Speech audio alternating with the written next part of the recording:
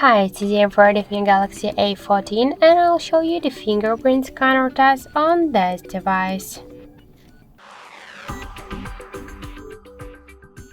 So I just set up my fingerprint to the scanner on the power key button on the right side of our device, and now I'll make a couple of tries to unlock the device with my fingerprint to see how fast this feature is and does it works.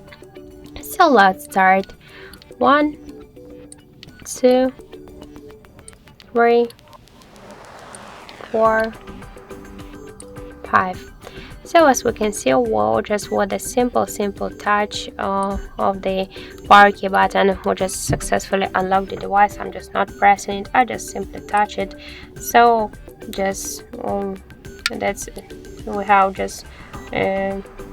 no problem just how to unlock the device with our fingerprint. This is good result for this unlock method. I just suggest you to try this unlock method, but be careful because the fingerprint scanner fingerprint scanner unlock method is less secure than the passcode or pin code unlock methods.